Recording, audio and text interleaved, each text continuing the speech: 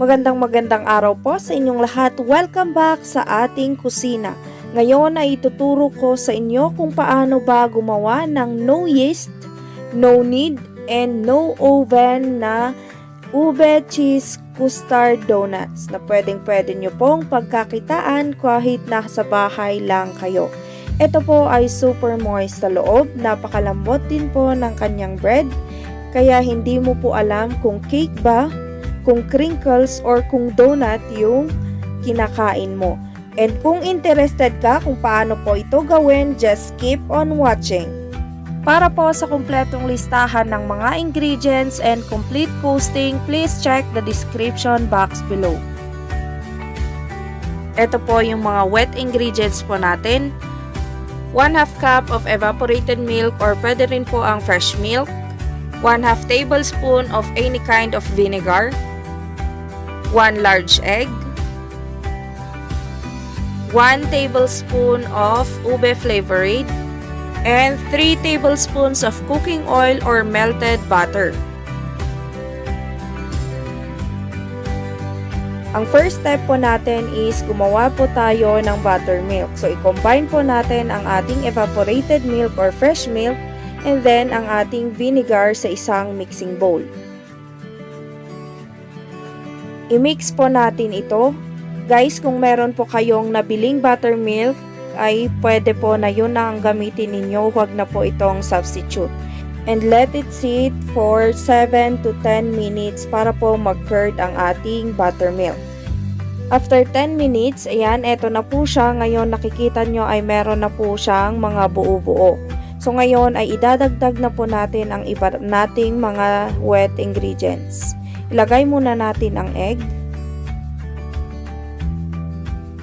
And then, ang oil. And ang ating ube flavoring.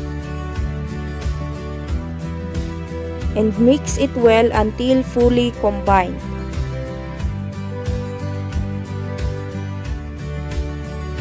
After mixing, iset aside po natin ito and proceed na po tayo sa ating dry ingredients.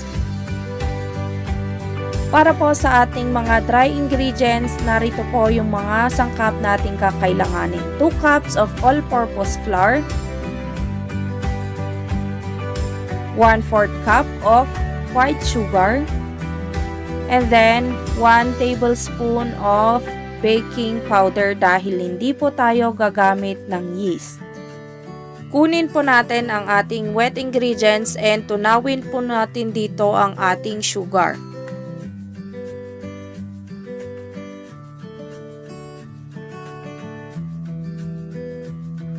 Kapag natunaw na siya, ilagay natin ang ating all-purpose flour and of course ang ating baking powder. Haluin natin ito gamit ang sandok or spatula dahil po no knead tayo. Pwede naman po na kamay din ninyo ang gagamitin ninyo para po mas mabilis at mas madali, pero pwede na rin po kung ayaw nyo pong madumihan ang inyong kamay. After mixing ay set aside po natin ito at takpan and let it sit for 1 hour. While waiting for 1 hour, gawin na natin ang ating cheesy ube custard fillings. Here are our ingredients. 1 1/2 cup of evaporated milk or fresh milk. 1/2 cup of water. 4 tablespoons of cornstarch or corn flour. 1/4 cup of sugar. 1 tablespoon of ube flavored. So, ang gamit ko po is Bakersfield. At ang nagbibigay linamnam at sarap, ayan, ito po ay 3/4 ng 165 grams na cheese. Habang nakapatay ang apoy, ilagay natin sa saucepan ang milk. Followed by water. Ube flavored, ang cornstarch,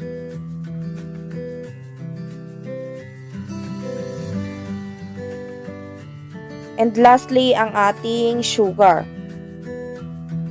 Haluin ito until sa matunaw ang cornstarch and sugar.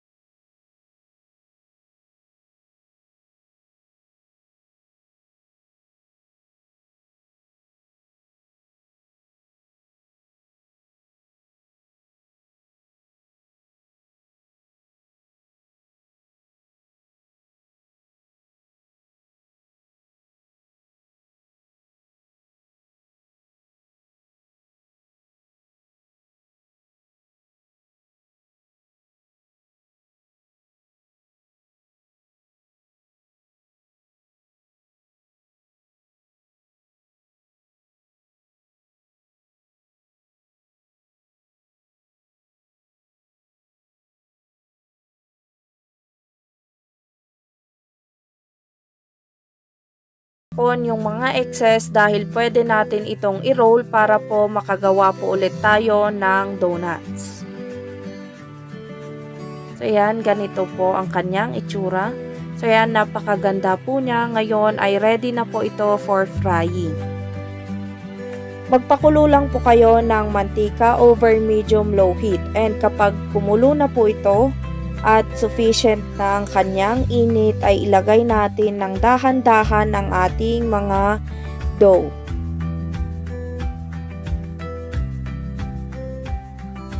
Kapag lumutang na ang ating mga donuts, dapat every 30 seconds ay babaliktarin po natin ito until sa makumpleto po natin ang 2 minutes na cooking time nito.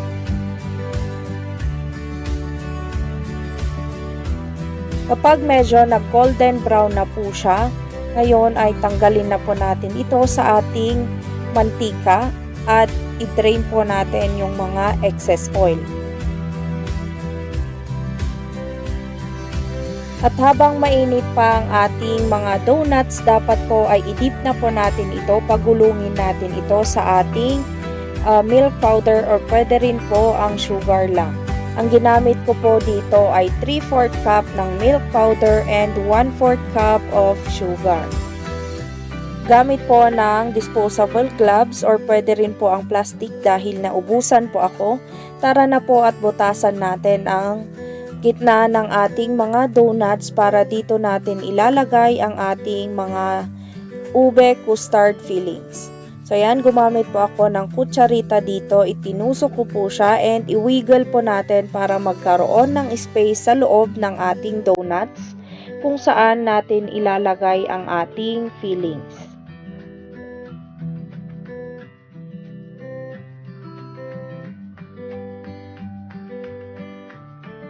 Kapag malamig na ang ating mga donuts, maglagay na po tayo ng ating fillings.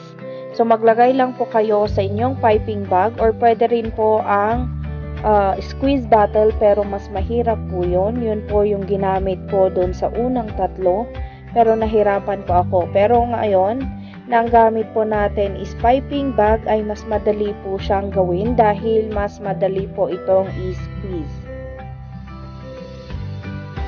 Mas madali rin pong i-control kapag piping bag po yung gamit po ni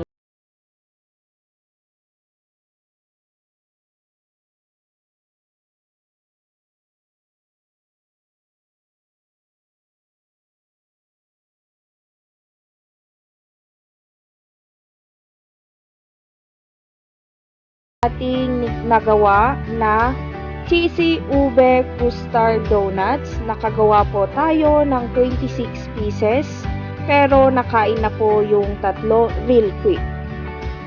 And of course, hindi makukumpleto ang ating vlog kung wala po tayong tikiman time. Pero bago yon, sa mga bago po, please don't forget to like, subscribe, and hit the notification bell upang maging updated kayo sa mga bago kong uploads. So tara na, tikman po natin ito. So, ayan. Para po talaga siyang crinkles.